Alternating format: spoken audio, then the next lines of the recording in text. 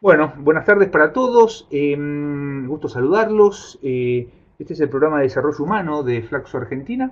Mi nombre es Juan Pablo Jiménez, soy profesor de la asignatura Presupuesto y Financiamiento de las Políticas Públicas.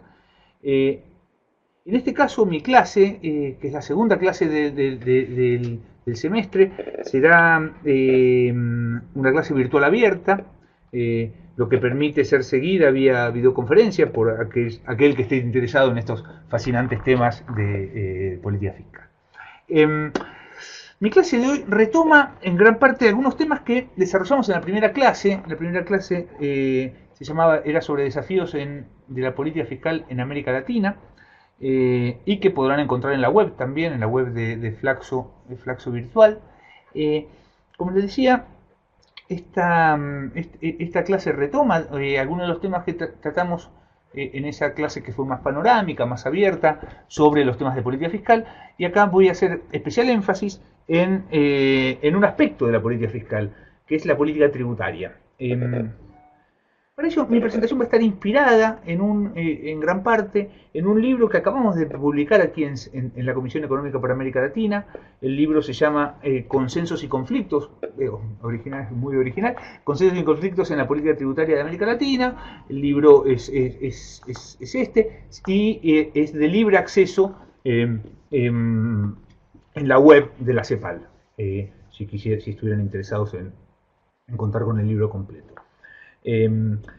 Eh, este es la tapa del libro.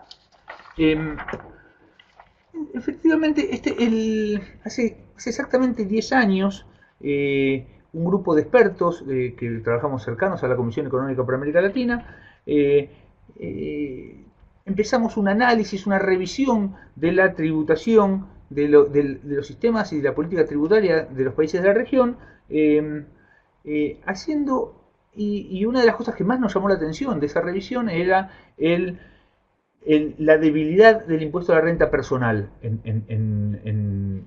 América Latina y la necesidad de potenciarlo teniendo en cuenta los desafíos de la región.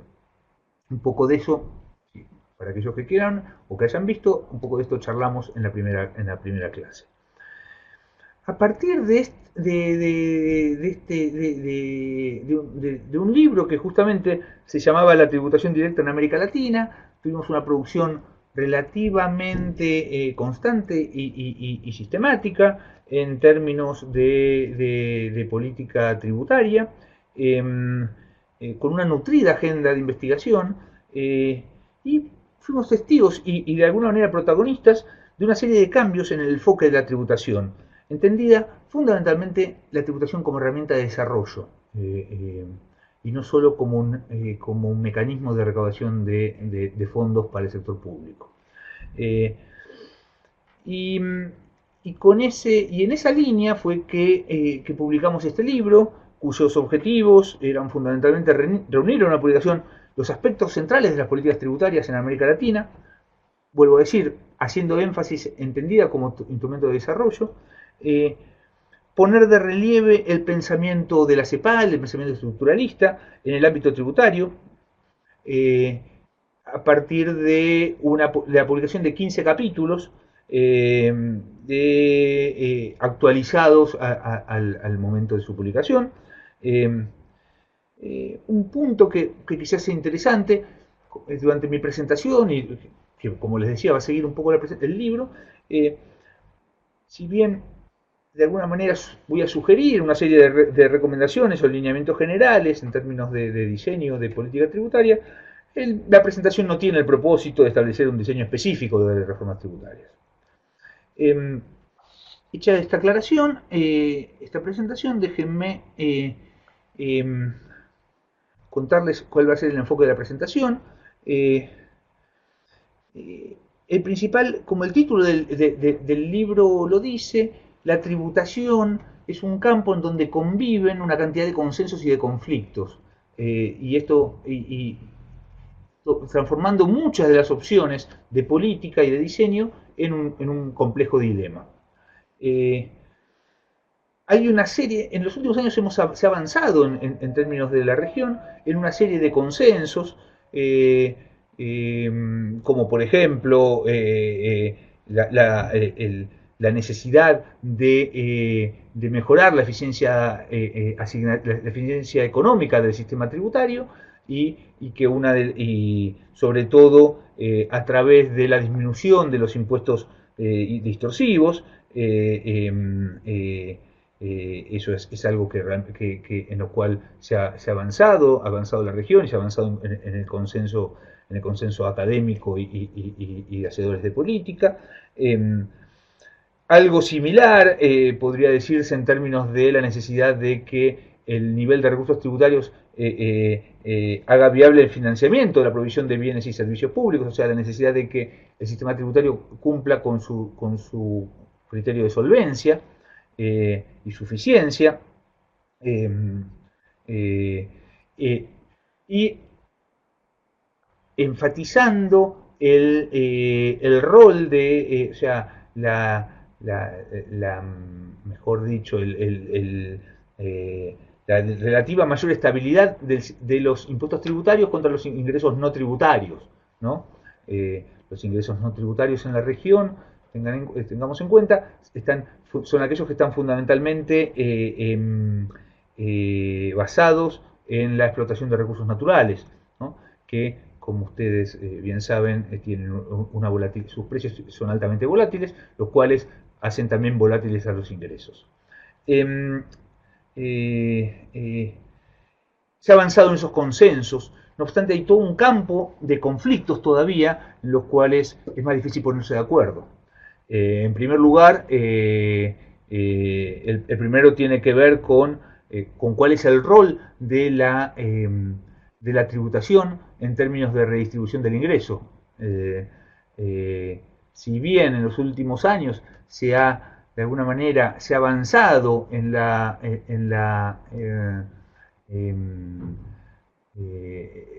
cierto consenso sobre la importancia que tiene la política tributaria en la redistribución, cosa que décadas atrás, o sea, en la década de los 90 fundamentalmente, era relativamente subestimada su capacidad, la capacidad redistributiva del sistema tributario, y, y se, eh, y se dejaba la política fiscal redistribuida fundamentalmente por el lado del gasto público. En los últimos años ha habido cierta revalorización del rol redistributivo del sistema tributario, no obstante, no está claro cuál es el grado, cuál sería el nivel que debiera, el nivel de importancia que debiera tener dentro de sus objetivos, dentro de los objetivos del sistema tributario, el rol redistributivo.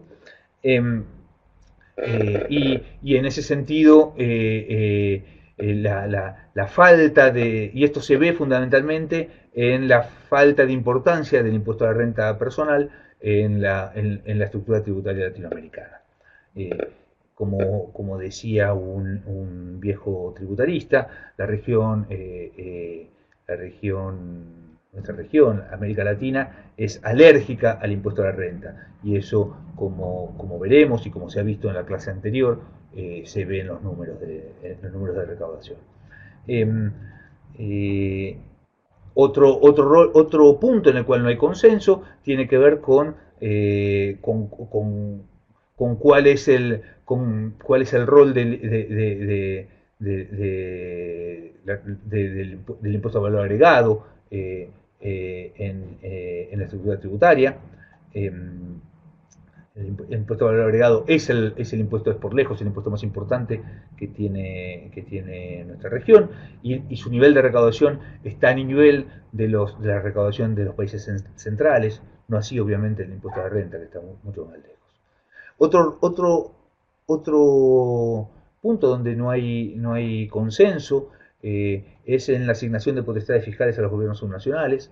América Latina tiene los procesos de descentralización que se han dado en la región se han basado fundamentalmente en redistribución de la responsabilidad de gasto y no así de potestades tributarias. Esto tiene dificultades, obviamente, relacionadas con la alta desigualdad territorial que tiene la región. O sea, dentro del mismo país hay regiones muy ricas, un contraste muy grande entre regiones más ricas y las regiones más pobres, una brecha muy grande. regiones más ricas versus regiones más pobres, medidas en términos del PIB, en realidad significa bases imponibles diferentes dentro de un país, con lo cual descentralizar esas bases, esa recaudación tributaria a los gobiernos subnacionales, de alguna manera podría amplificar esa desigualdad. Otro punto en el cual que ha sido motivo de conflicto es el grado de utilización de la imposición en las industrias extractivas, en las industrias de extracción de recursos naturales no renovables. La región es difícil entender el aumento de recursos fiscales en los últimos años sin ver qué ha pasado en el sector extractivo. Ha habido una cantidad de impuestos nuevos y de nuevas cargas sobre el sector extractivo, sobre todo en el periodo de bonanza de los precios. Eso no ha sido motivo de controversia y hay modelos diferentes de acuerdo a los países y de acuerdo al producto. O sea, lo que se ha hecho por el lado de hidrocarburos, que es apropiarse mucho más de la renta generada por la extracción de recursos naturales, ha sido diferente a lo que pasó en la minería, por ejemplo. Entonces, ahí ha habido también un grado de conflicto y de disparidad de opinión sobre cómo debieran utilizarse los tributos en las extractivas. Después, otro punto sobre el que no ha habido consenso y sobre el cual se mantiene cierto conflicto, es la utilización de los gastos tributarios. ¿A qué llamamos gastos tributarios? Los gastos tributarios son fundamentalmente aquellas exenciones y deducciones tributarias con el fin de darle algún tipo de tratamiento preferencial, ya sea a un sector o a una actividad económica. Y estos gastos tributarios ya lo veremos en el capítulo, en el punto correspondiente, son muy importantes en la región y se han ido acumulando casi como capas sedimentarias con alto costo fiscal y muchas veces con muy poca evaluación de impacto. Después, los temas de evasión, que en realidad es el obstáculo recurrente que tiene la región en términos de poder consolidar un buen desempeño tributario. Y ahí vamos a ver que hay la relación entre evasión y alta informalidad que tiene la región. Pero también ahí no es claro o no hay consenso sobre por dónde debiera empezarse. Por supuesto que estos consensos y conflictos han ido cambiando en el tiempo y ha habido cambio de criterios en el tiempo y entre países. El consenso o sea, en los puntos en los que estamos de acuerdo hoy no son los mismos que estamos de acuerdo hace 10 años, los puntos de conflicto en los que estamos hoy no son los mismos que hace 10 años, y dentro de los mismos países se ven distintos grados de aceptación de distintos tipos en estos puntos de consenso y en estos puntos de conflictos. En general, en la presentación vamos a seguir una visión macroeconómica general, pero para después detenernos en la micro en forma más puntual.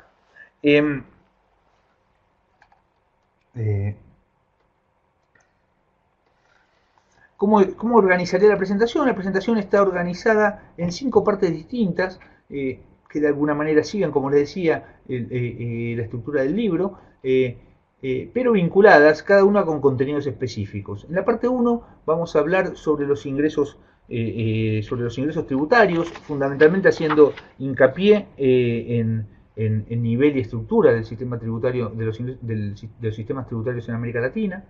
En la parte 2 vamos a mirar fundamentalmente la tributación y sus efectos sobre la desigualdad. Como les contaba, esto de alguna manera fue uno de los desencadenantes de nuestra incursión y nuestra especialización en temas tributarios. Después, un punto central para América Latina, que es cuál es el rol de la tributación en términos de crecimiento y el rol de la inversión, teniendo en cuenta lo difícil que le resulta a la región poder alcanzar niveles de crecimiento sostenible. Después vamos a hablar en la parte 4 de lo que consideramos es el obstáculo recurrente que tiene el sistema tributario, que es la evasión y su relación con la alta informalidad que hay en América Latina, para después aterrizar en la parte 5 en algunos de los nuevos desafíos y nuevos desarrollos en materia tributaria. Pasemos ahora a la parte 1. Como les decía, esta parte se concentra, es importante ver las cuestiones relacionadas con el nivel de ingresos tributarios, o sea, la manera en que habitualmente medimos el nivel de ingresos tributarios es ingresos tributarios en moneda corriente sobre PIB, ¿no? Cuando se habla de presión impositiva, presión tributaria, lo que se mide es eso, es la relación recursos tributarios versus sobre PIB. Pero eso no importa solo eso, no importa solo cuánto se recauda, o sea, el nivel, sino a través de cuáles instrumentos tributarios. O sea, la necesidad de conocer la estructura, un peso, un dólar que ingresa, o un sol, sea la moneda que sea, un peso que ingresa por recaudación de IVA es diferente a un peso que ingresa por impuesto predial, impuesto inmobiliario, o un peso que ingresa por impuesto a la renta, impuesto a las ganancias. Su incidencia en el ingreso disponible, en términos de crecimiento y en términos de estabilización macro y de redistribución es diferente.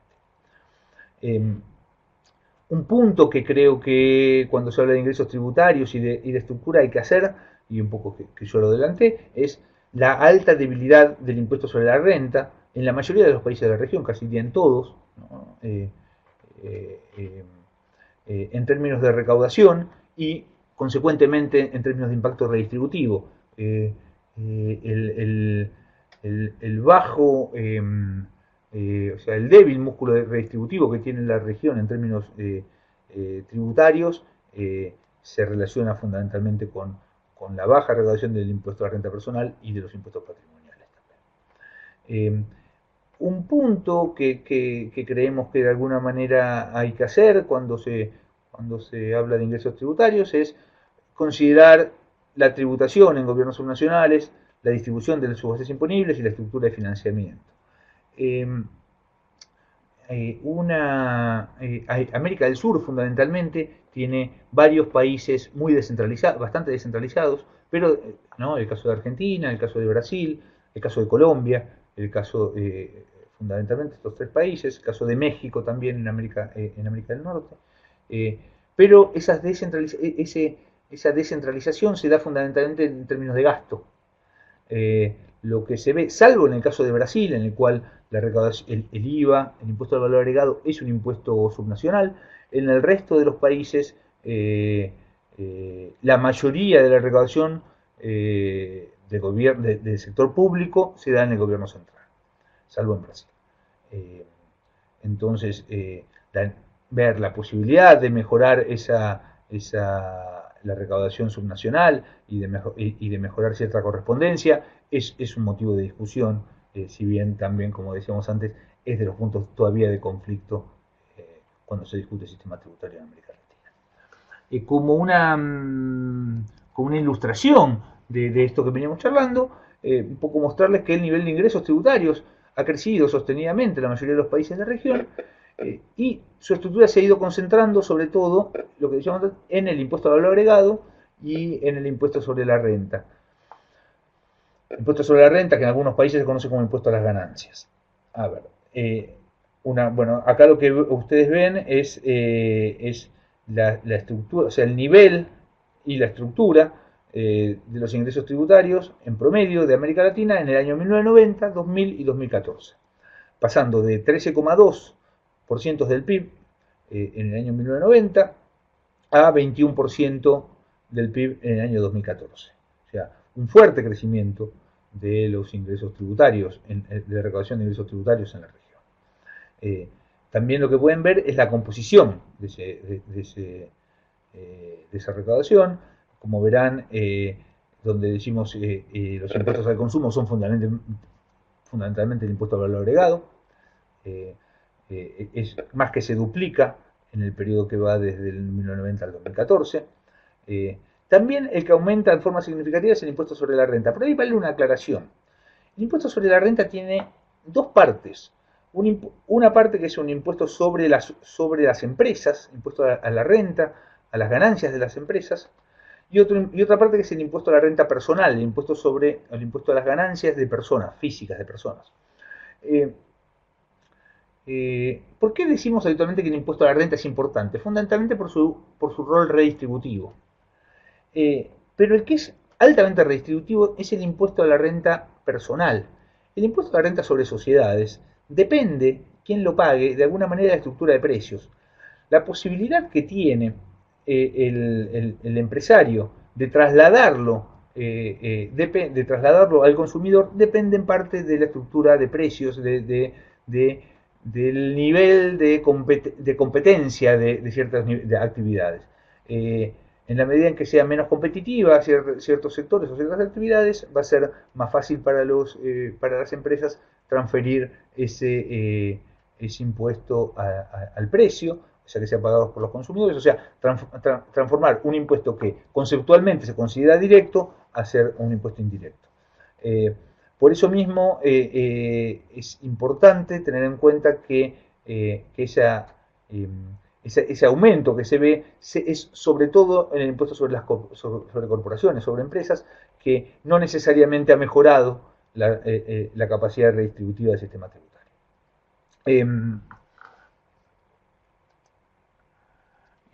Un punto que me parece muy importante resaltar es que más allá del promedio, América Latina se caracteriza por una gran heterogeneidad en casos en lo que se refiere a la tributación. Como se ve en el gráfico, las diferencias son de nivel y de estructura, ¿no? En términos de nivel, hay como un primer grupo que podríamos decir que es Argentina, Brasil, Bolivia y Uruguay, cuyas recaudaciones están arriba del 25% del PIB, y cuyo nivel de recaudación está cercano a los países desarrollados, ¿no? Casi alrededor del 30%, en algunos casos más. Después hay un segundo grupo que se mueve en el promedio de la región, que está entre 25 y 19%, 18%, o 15%, ¿no? que son la mayoría de los países de la región que están en ese promedio, acuérdense que el promedio es el 21%, y después aquellos que están abajo del promedio, como es el caso de los países, fundamentalmente los países de América Central, ¿no? ¿no? el caso de El Salvador, de Guatemala, y también el caso de Paraguay. Un punto que hay que hacer es que estos son ingresos tributarios. Recuerden ustedes que los ingresos fiscales tienen ingresos no tributarios. Y muchos de los países que tienen baja recaudación tributaria complementan de alguna manera esta baja recaudación con ingresos no tributarios. Por ejemplo, el caso de Paraguay, parte de la recaudación de su recaudación fiscal proviene de las regalías las regalías hídricas sobre bueno, en sus grandes represas hidroeléctricas. En el caso de Panamá se compensan los bajos ingresos tributarios con ingresos fiscales provenientes de la explotación del canal. En el caso de los países especializados en recursos no renovables, como es el caso de Venezuela, el caso de Ecuador, el caso de Chile, el caso de México, se compensan de alguna manera con recaudación proveniente, o sea, con regalías provenientes de la explotación de recursos naturales. Déjenme pasar a la segunda parte de esta presentación, en la cual, como les decía, vamos a presentar lo que yo creo son los principales puntos de la política tributaria en la región. La segunda parte tiene que ver con con la relación entre la tributación y sus efectos sobre la desigualdad. Como un poco presentado al principio, hubo en los últimos años cierto recuperado protagonismo por parte de la función del sistema tributario y su función redistributiva. Los gobiernos vuelven a preocuparse, y los gobiernos, los expertos, las organizaciones internacionales vuelven a preocuparse sobre el rol redistributivo del sistema tributario. Esto tiene que ver fundamentalmente, y esto lo charlamos en la primera clase, tiene que ver con los altos niveles de desigualdad que tiene la región y con las características de la desigualdad de la región. La desigualdad en la región se basa en una alta concentración de ingresos en los más ricos. La región, cuando hablamos de desigualdad en América Latina, deberíamos de hablar de desigualdad y riqueza, no de desigualdad y pobreza. Entonces, como esa alta concentración del ingreso en pocas manos llama de alguna manera a la utilización de aquellos impuestos basados en el principio de capacidad de pago, o sea, que pague más el que más tiene. Y esta ha sido un poco la tónica de muchas de las reformas tributarias recientes en América Latina. La reimplantación del impuesto a la renta personal en Uruguay en el 2007, la importante reforma que llevó adelante el gobierno del Frente Amplio en su primera gestión, tuvo que ver fundamentalmente más que con conseguir recursos, en rebalancear en términos redistributivos el sistema tributario uruguayo. La reforma que se dio en Chile hace 2 años también tenía como objetivo el aumentar el pago de impuestos de los deciles más ricos de la sociedad. Entonces ha habido en los últimos años una creciente preocupación por incorporar objetivos redistributivos a las reformas tributarias. Y esto tiene que ver con que gran parte de los estudios de incidencia, ahora después les voy a mostrar algunos numeritos, porque en la primera clase charlamos de eso, cuando uno mira los estudios de incidencia, ¿no? Incidencia, cuál era la distribución del ingreso antes de la tributación y después de la tributación, lo que uno ve es el escaso impacto redistributivo que ha tenido los tributos. Es más, en algunos países el sistema tributario se ha mostrado no solamente no progresivo, sino que regresivo. O sea, la distribución del ingreso empeora una vez que se cobran los impuestos. Entonces, eso hace necesario revisar y rediscutir los efectos sobre la desigualdad de la tributación. Un tema adicional que hemos trabajado y que de alguna manera me parece que es algo que hay que seguir dándole vueltas, es cuál es no solamente el efecto en términos el efecto del sistema tributario en términos de equidad vertical. A ver, habitualmente hablamos de equidad vertical cuando nuestra preocupación es que paguen más los que más tienen, o sea, ¿no? Esa es la preocupación de la equidad vertical, ¿no? O sea, cómo mejorar esa. Y ahí lo que se hace es, se utilizan los principios de capacidad, los impuestos que están basados en el principio de capacidad de pago, ¿no? O sea, el impuesto a la renta, el impuesto a la propiedad. Pero hay otra dimensión que quizás en muchas de las discusiones sobre la justicia del sistema tributario están pensando en esto, en esta dimensión, que es la dimensión horizontal. O sea, que todo aquel que está en una misma situación, que todo aquel que tiene el mismo ingreso, supongamos, debiera pagar lo mismo. Ese principio, esta dimensión horizontal de la equidad, se ve muchas veces afectada en la región. Y otra vez el impuesto a la renta aparece como un desencadenante de estas iniquidades en la región. ¿A qué me refiero?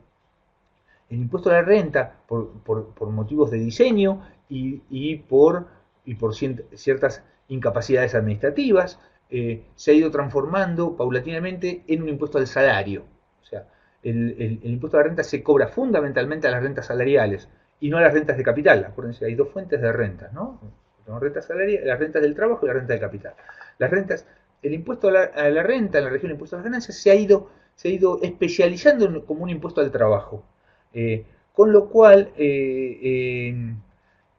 las, las desigualdades entre un asalariado y un autónomo son muy altas en la región. Entonces, no solamente se ve afectada la dimensión vertical, sino la dimensión horizontal. Y muchas veces yo creo que muchas de las principales críticas a la justicia del sistema tributario vienen por este no cuidado en la dimensión horizontal de la equidad.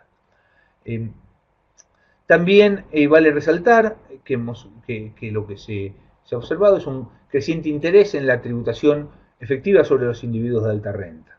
Y esto tiene que ver con que, si a alguien le interesa, en el libro está particularmente tratado, hay un capítulo sobre este tema, la región, los países de la región les ha costado grabar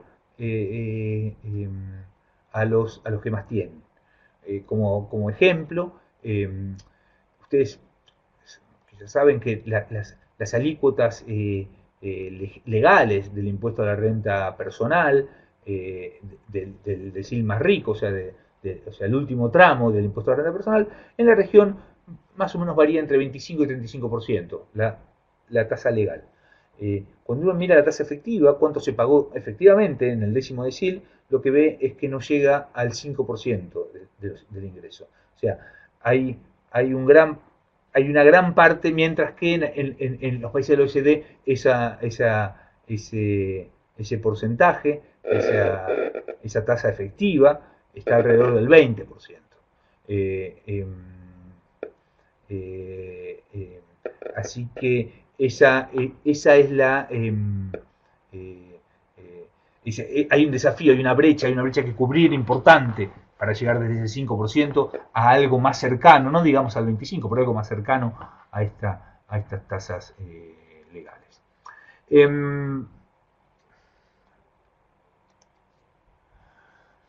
Como les decía, y creo que conversamos el otro día, la política fiscal en América Latina tiene un escaso impacto redistributivo, mucho menor que en los países en desarrollo, tanto por medio de transferencias.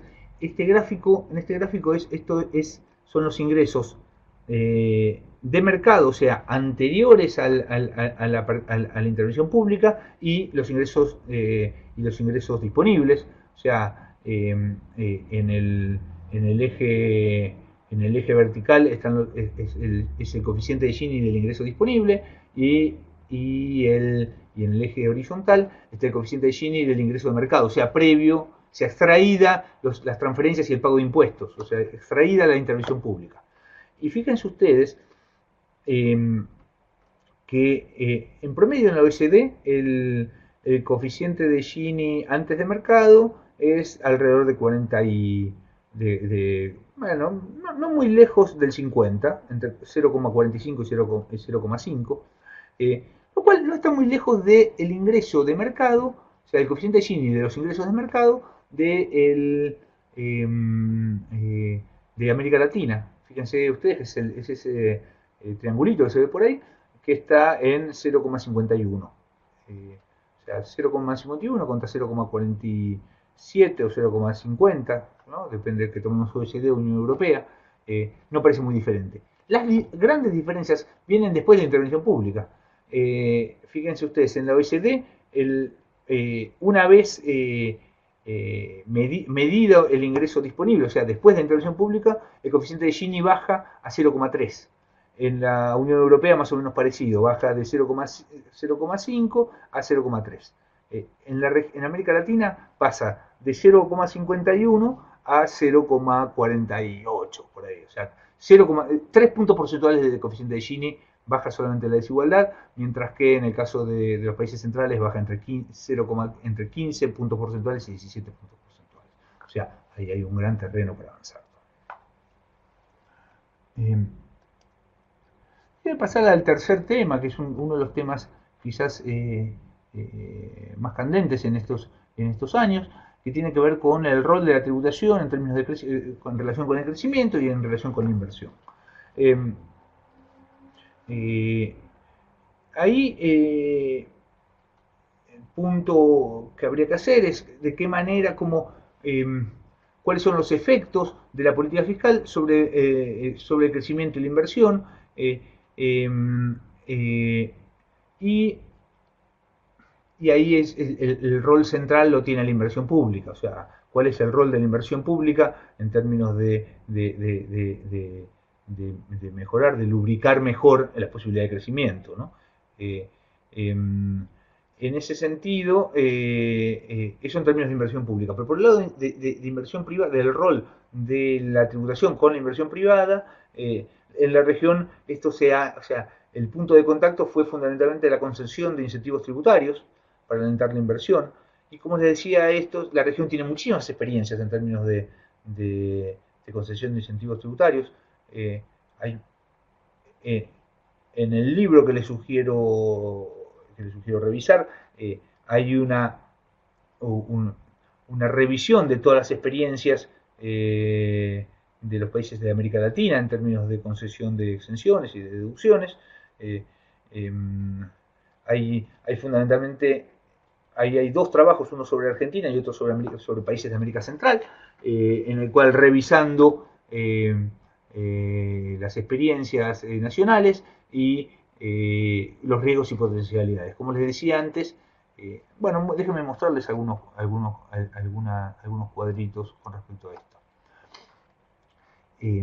Cuando uno ve el costo fiscal de los gastos tributarios, son, si bien heterogéneos, ¿no? Y no siempre fácilmente comparables. En este cuadro se comparan distintas metodologías.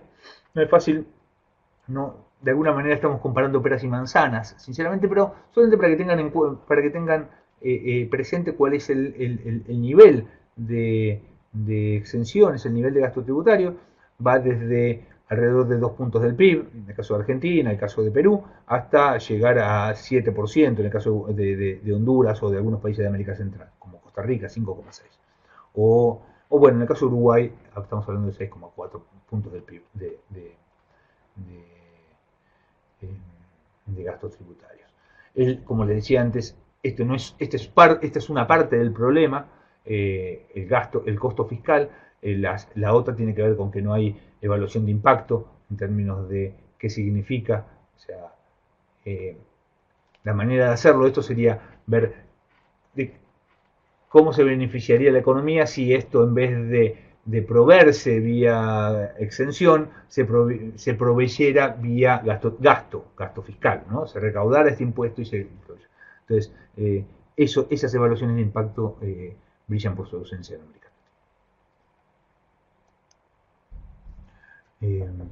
El otro punto que uno tiene que mirar es bueno, qué tipo de incentivos tributarios y sobre qué impuestos se han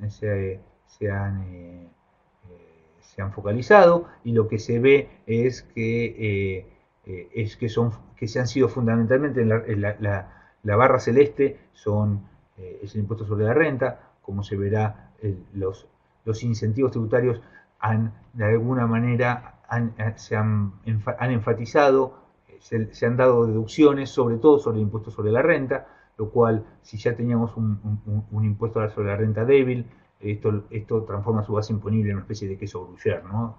Sigue ampliando los agujeros dentro de la base tributaria. La parte 4, que tiene que ver fundamentalmente con lo que decíamos antes, era este obstáculo recurrente dentro de la política fiscal, que es la existencia de una alta evasión tributaria. Obviamente que se relaciona de alguna manera con la alta informalidad que tiene la región, con la alta existencia de economías informales, de economías en negro, que no siempre debidamente registradas. Esto obviamente condiciona la política tributaria, distorsiona sus efectos y exige una constante adaptación, ¿no? Los regímenes simplificados, sea para pymes o para monotributistas, son de alguna manera una respuesta a esta alta informalidad. No obstante, un punto que creo que debe hacerse es que estos regímenes simplificados para pequeños contribuyentes se pensaron en su origen, ¿no?, como una especie de puente de plata, ¿no?, para desde el sector formal del sector informal al sector formal, o sea, como ir blanqueando, como ir eh, eh, formalizando algunos sectores de la economía. En realidad, ese puente de plata se transformó en una alfombra donde solemos guardar aquellos, aquellos sectores o aquellos contribuyentes que nos resulta muy difícil fiscalizar. Entonces hay unos regímenes simplificados con muchísimos contribuyentes, el caso monotributo, el caso simples, con poca fiscalización y que de alguna manera su crecimiento ha ido erosionando la base imponible del impuesto sobre la renta, ¿no? Y, y, y, han ido estimulando esta percepción de desigualdad en el tratamiento del fisco entre los que son asalariados, los autónomos que pueden hacerse, eh, eh, que pueden de alguna manera participar en el monotributo o en estos regímenes simplificados, y aquellos que tienen ingresos de capital. El otro punto importante que dentro de esta parte que uno debiera tener en cuenta, el otro desafío, tiene que ver con la evasión impositiva, que es quizás el principal desafío que tiene la región.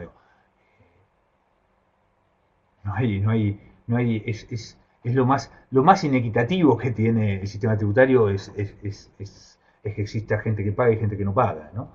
Eh, eh, eh, Ahí hay dos facetas que son complementarias, porque que hemos ido tratando de manera separada, que es la medición de la evasión doméstica, ¿no?, y sobre todo mediciones en el impuesto al valor agregado, en el impuesto a la renta, que suele ser más difícil, pero hemos hecho un esfuerzo de medición de la evasión del impuesto a la renta, y últimamente de los regímenes de seguridad social, ¿no?, de los pagos de aportes y contribuciones.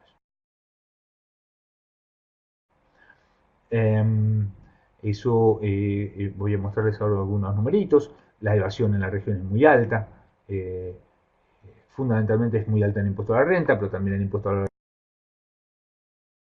agregado y también en los regímenes de seguridad social. Y después, algo que está que está más de moda que está en estos días, que es la evasión internacional, ¿no? De evasión internacional que de alguna manera se combate, y cuyo principal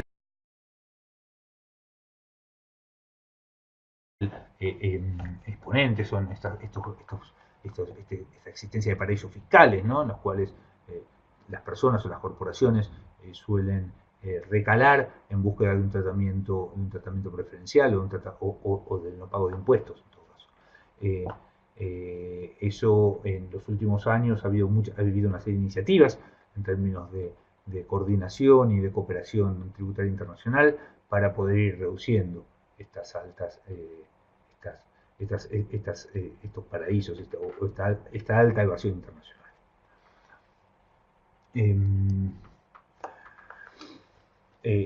Ha habido en los últimos años, de la mano del crecimiento tributario y de la mano de las mejoras en la administración tributaria, de la mano del crecimiento económico, discúlpenme, y de la mano de las mejoras en la administración tributaria, ha habido una reducción de las tasas de evasión. Fundamentalmente acá lo que mostramos es la tasa de evasión en el IVA, pero que obviamente en la medida de que hay un nivel de que se desacelera el nivel de actividad o pasa a haber una recesión, tiene una mayor resistencia a la baja de esta tasa de evasión, porque está relativamente comprobado la elasticidad del impuesto al valor agregado, fundamentalmente es mayor a 1, entonces en momentos de aumento de aumento del PIB, de crecimiento económico, eso suele estimular el cumplimiento, mientras que ante una recesión es una de las maneras más fáciles para financiarse, ya sea de las personas como de las empresas, es dejar de pagar sus obligaciones tributarias. Déjenme acá agrupar algunos desafíos que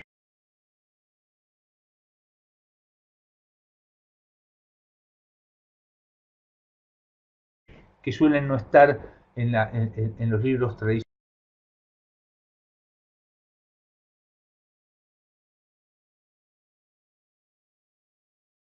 tradicionales de política fiscal, de política tributaria,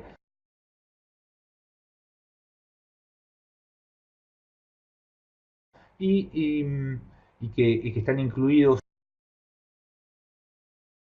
en esta presentación y también en el libro que le da origen,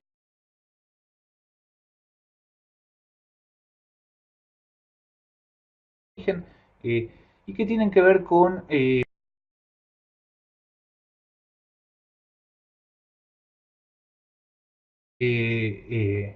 eh, bueno, primero con dos cosas que hemos incluido acá. Uno tiene que ver con la tributación sobre los sectores extractivos, ¿no? Eh, eh, y la volatilidad de, lo que vemos es que la volatilidad de precios de los últimos años, ya sea crecimiento en el periodo 2003-2013 de los precios de las commodities y su posterior caída, esa volatilidad de los precios, motivó una serie de cambios y reformas en los regímenes fiscales eh, aplicados ya sea a minerales como a hidrocarburos, eh, eh, especialmente en los países productores de la región. Eh, esa peculiar base imponible que ha aparecido en los últimos años eh, de alguna manera, bueno, generó toda una inquietud por cómo apropiarse de esa renta, de esa peculiar base imponible, pero una vez ante la caída de los precios, eh, la inquietud de las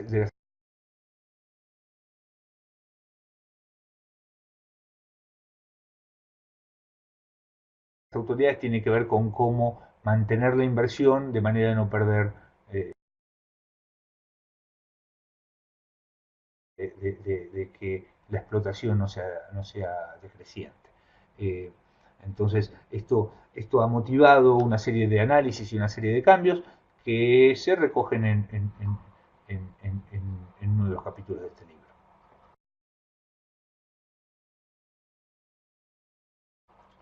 Eh,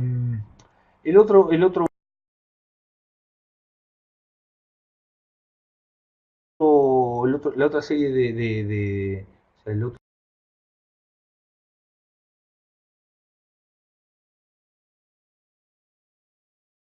punto que quisiera incorporar dentro de estos nuevos desafíos en materia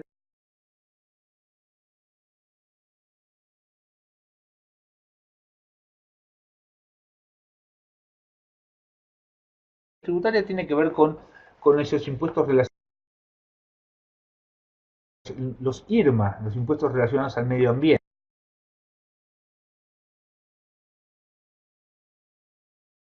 ¿no? Y en la región empiezan a darse estos primeros experimentos en el uso de tributos como instrumento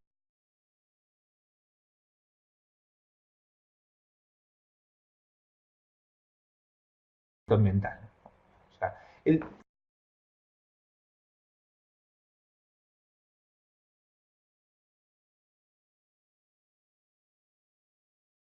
la tributación tiene, o sea, los impuestos tienen, ¿no? Dos funciones, ¿no? Fundamentalmente. Una es obviamente la de recaudar, allegar fondos al sector público, pero una segunda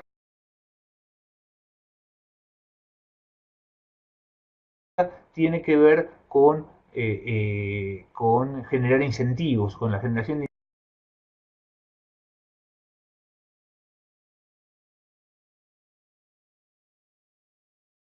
incentivos, ya sea para aumentar o disminuir un consumo. En ese sentido, se han ido utilizando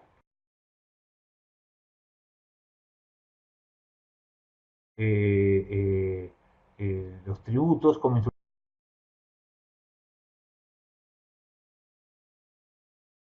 instrumento ambiental, ¿no? Como una manera de fomentar algunos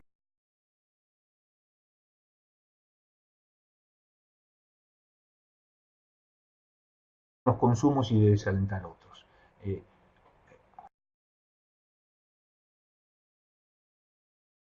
Ha habido en los últimos años en la región, han empezado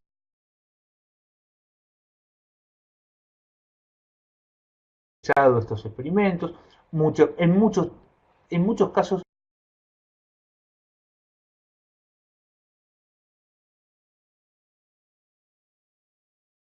son impuestos viejos con nueva etiqueta,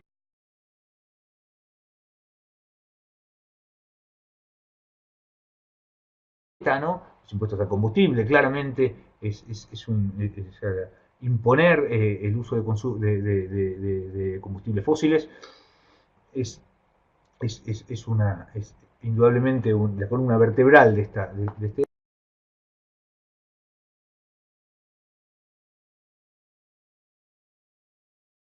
debate, pero no es el único. Entonces, esta revisar estos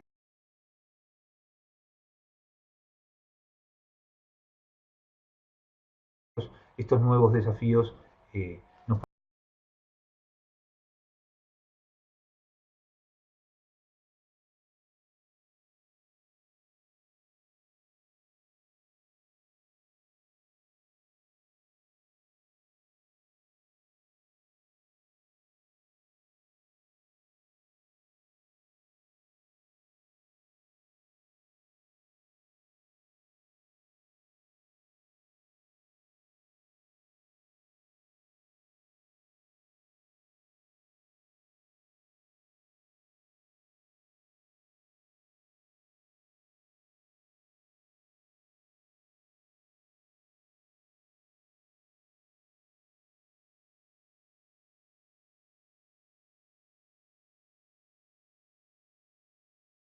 se reflejó en la recaudación tributaria, como se ve en este gráfico, en el que el ciclo alcista de precios internacionales se tradujo en un aumento de los ingresos fiscales, hasta llegando a un pico en el año 2007, en el caso, o 2011,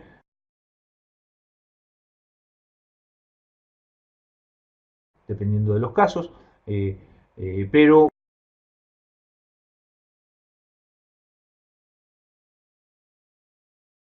con una fuerte caída en los últimos años, con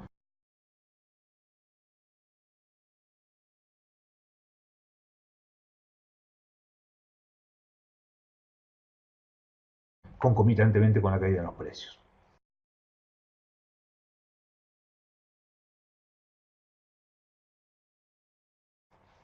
Y esta reversión en estos precios genera nuevos desafíos, como le decía antes, en términos de mantenimiento de inversión y de producción.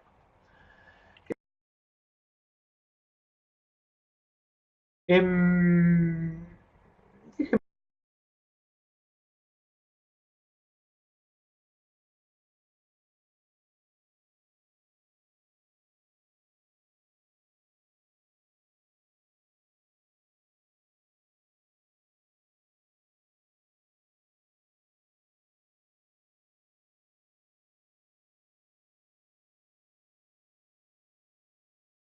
déjeme terminar con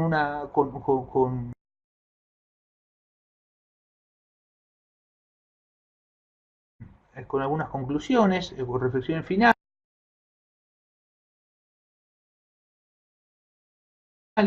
A ver, en términos de la presentación de hoy en día,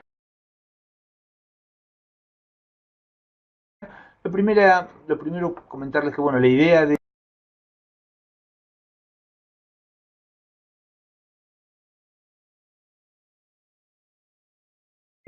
esta presentación era brindar una visión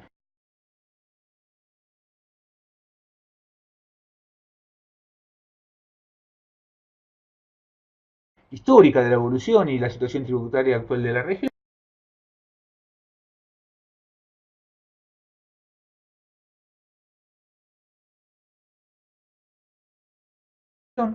Eh, la necesidad, o sea, también mostrarles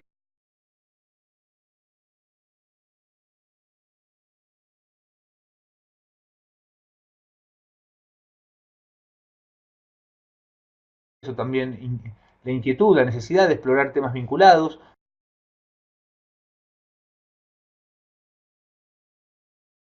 temas nuevos vinculados, tales como el financiamiento, la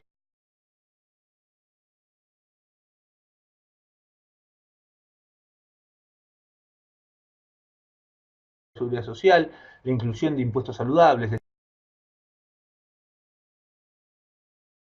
esto no hablé, pero claramente en este rol del cual hablamos antes de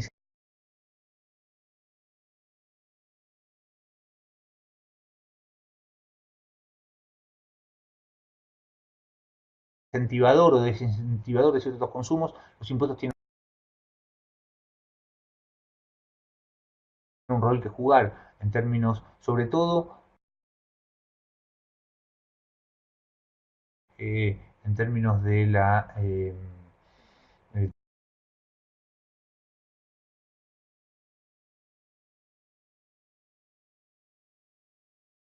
del, o sea, de una vida más saludable.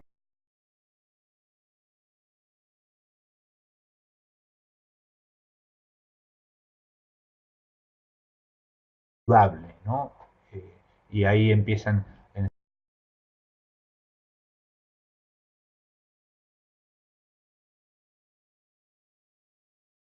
los últimos años empieza a haber cierta, cierta eh,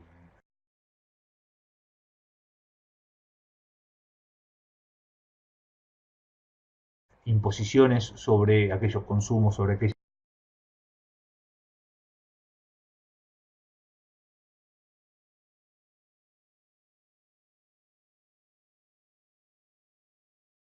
rutinas alimentarias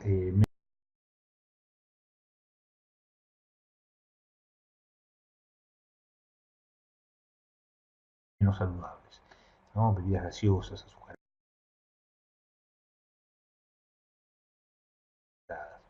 Y bueno, por otro lado, la necesidad de analizar la economía política, las reformas tributarias y las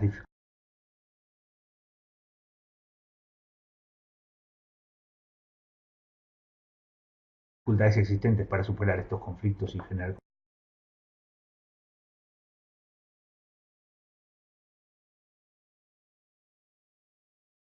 consensos. Quienes han trabajado,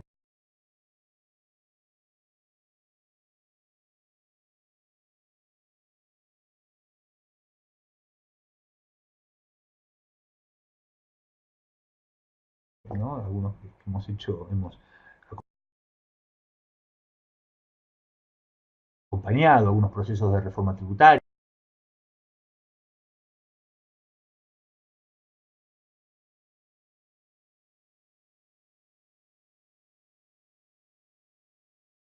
sabemos la diferencia entre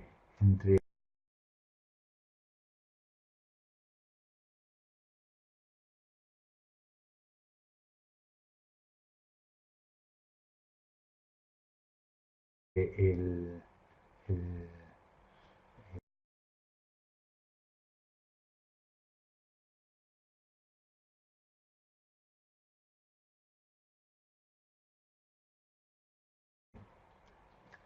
el,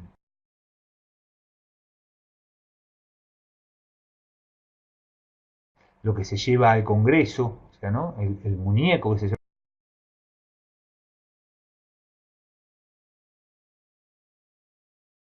al Congreso y el Frankenstein que suele salir después.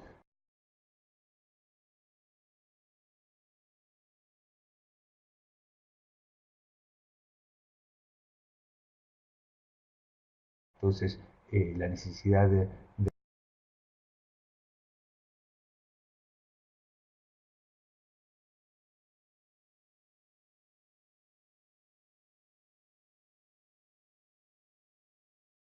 revisar